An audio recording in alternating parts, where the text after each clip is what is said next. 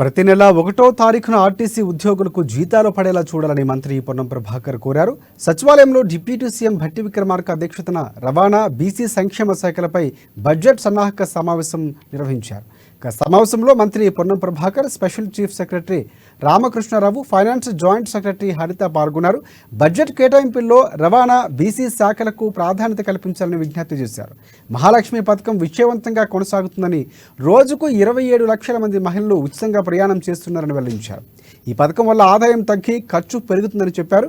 అదనంగా కొత్త బస్సులు కొనుగోలుకు సహాయం చేయాలని కూడా కోరారు. బ్యాంకు లోన్లు, కొత్త నియామకాలు చేపట్టేలా ప్రభుత్వం చొరవ తీసుకోవాలని అన్నారు. ఉద్యోగులకు సంబంధించిన బాండ్లు, పిఎఫ్, సిసిఎస్ బకాయిలు దృష్టి సారించాలని కోరారు. ప్రతి నెల ఫస్ట్కే ఆర్టీసీ ఉద్యోగులకు జీతాలు పడేలా చూడాలని, మహాలక్ష్మి విజయవంతానికి సహకరించాలని సూచించారు.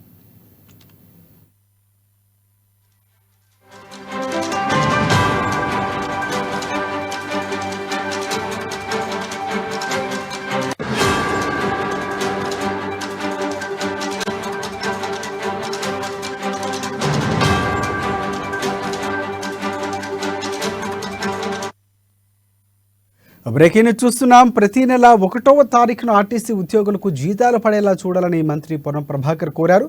సచివాలయంలో డిప్యూటీ సీఎం భట్టి విక్రమార్క అధ్యక్షతన రవాణా, బీసీ సంక్షేమ శాఖలపై బడ్జెట్ సన్నాహక సమీక్షా సమావేశం జరిగింది. సమావేశంలో మంత్రి Ponnam Prabhakar, special chief secretary Ramakrishna Rao, finance joint secretary Haritha పాల్గొన్నారు. బడ్జెట్ కేటాయింపుల్లో రవాణా, బీసీ శాఖలకు ప్రాధాన్యత కల్పించాలని విజ్ఞప్తి చేశారు. మహాలక్ష్మి పథకం విజయవంతంగా కొనసాగుతుందని, రోజుకు 27 లక్షల మంది మహిళలు ఉచితంగా ప్రయాణం చేస్తున్నారని వెల్లడించారు. ఈ పథకం వల్ల ఆదాయం తగ్గి ఖర్చు పెరుగుతుందని తెలిపారు.